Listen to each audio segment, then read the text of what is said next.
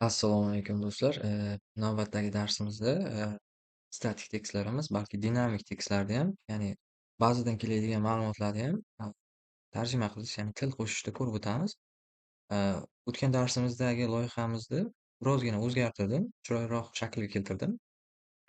Bu yerda yangilik bir va bu mening birinchi yangiligim so'zlari ba'zidan kelyapti. Bu yerda taytli, bu yerda content, bu yerda sanasi kelyapti. Endi bu yerda o'zgarish qilganim qayerda bo'lyapti? Bu yerda tanlash so'zi statik ma'lumot, keyin bu yerdagi ma'lumotlar ham statik, bu ham statik ma'lumot, bu ham statik ma'lumot, bular dinamik ma'lumot. Demak, ular dinamik ma'lumot, faqatgina yaratilgan sana so'zi statik ma'lumot. Mana hozir o'zgartirib tekshirib ko'ramiz. Demak, ruga o'zgartiraman. Qaysi so'zlar o'zgaryapti? Demak, Vibrantga o'zgaryapti mana tanlashga. Bu yerdagi so'z ham o'zgaryapti, bu yerdagi privetga o'zgaryapti, data sozdание o'zgaryapti. Bu yerda hammasi o'zgaryapti. E'tibor beraylik. Bu ma'lumot va mana bu ma'lumot ham dinamik ma'lumot ekan. Dinamik ma'lumotlardan sana avtomatik ravishda o'zi o'zgartiryapti. Demak, angliyskiga ham o'zgartirib ko'ramiz. Demak, bu yerda mana o'zgaryapti. Demak, bunga bizlar trans qo'shmadik, statik ma'lumot demadik, lekin o'zi avtomatik tanlayapti. Demak, o'tib ko'ramiz bu yerdan. Mana, mana bu published date bu qo'shilgan sanasi o'zi avtomatik ravishda o'zgaryapti. Faqatgina bizga yaratilgan sanaga trans qo'yganmiz. Endi biz hozir ba'zidan keladigan mana bu yangilik bir ma'lumotimiz ham, mana yangilik bir ma'lumotimiz qanday qilib o'zgarishini hozir ko'rib o'tamiz. Uning uchun bizga kerak bo'ladigan narsalardan birinchi form yasab olganmiz select uchun. Bu yerda tilni tanlaymiz. Hozir tanlaganimiz bilan o'zgarmaydi hech narsa. Shu narsani tanlaganimizda o'zgaradigan qilamiz. Demak, biz birinchi qiladigan ishimiz hozircha virtual serverni to'xtatib turamiz. Bu yerda to'xtatganimizdan keyin bizga kerak bo'ladigan kutubxonani o'rnatib olishimiz kerak. Buning uchun biz virtual muhitni ichiga mana bu kutubxonani o'rnatamiz. Django Model Translation kutubxonasini o'rnatib olamiz. Mana o'rnatadigan bo'lsak, eee, mana do'stlar o'rnatib bo'ldi. Endi config ichida settingsda ba'zi sozlamalarni to'g'irlab qo'yishimiz kerak. Buning uchun install apps'ga Model Translation app'ni qo'shib qo'yishimiz kerak. Buni qo'shib bo'lganimizdan keyin app'imizni app'imiz ichidan translation.py nomli fayl yaratib olishimiz kerak. Bu faylni ichida quyidagi kodlar bo'lishi kerak. Ya'ni bu yerda nima bo'lyapti? Nimalar sodir bo'lyapti?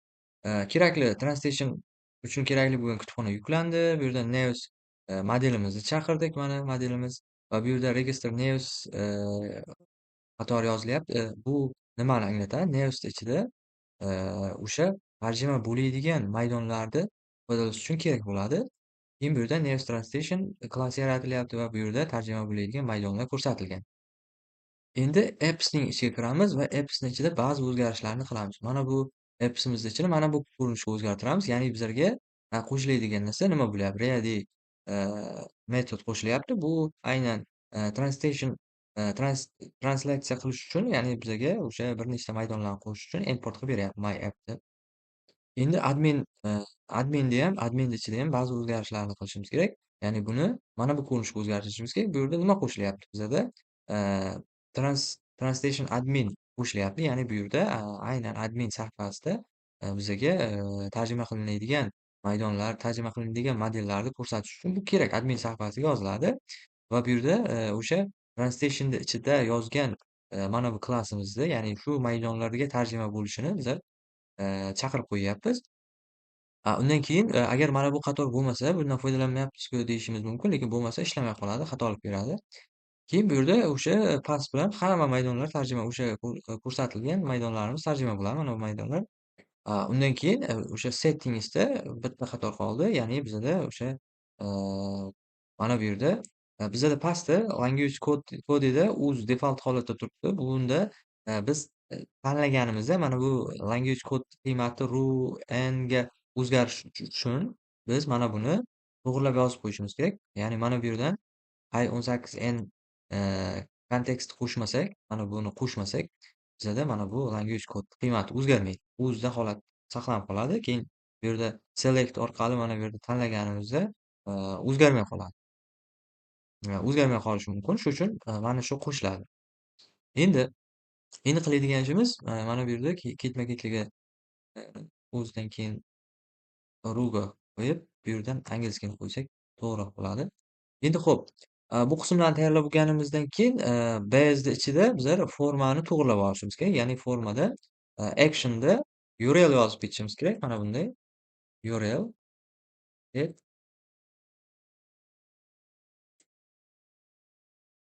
set language mana shuni yozishimiz kerak va bu yerdan, action'dan keyin metod bo'lishi kerak. Metodda post metodidan foydalanamiz.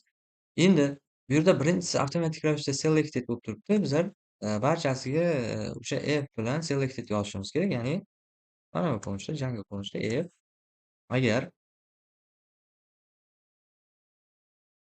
Language Kodi agar teng demak, agar uzga yoki, ruga yoki nga teng bo'ladigan bo'lsa, demak, mana shularga selected qo'yib ketamiz.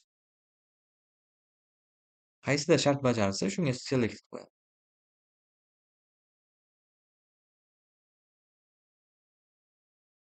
Demak, mana bu yerdan selected demak, if end if qo'yildi. Demak, bu qismlar tayyor. Endi biz, buni, bazaga, mig migration qilishimiz kerak. Migrate mana bu yerda, mana mana bunday qiladigan bo'lsak, demak, bizga hozir e'tibor bering, content English mana content angliyski qo'shildi, content Russian qo'shildi, o'zbek qo'shildi, title N, title ru, title uz mana shunday, nevis modelimizga qo'shildi.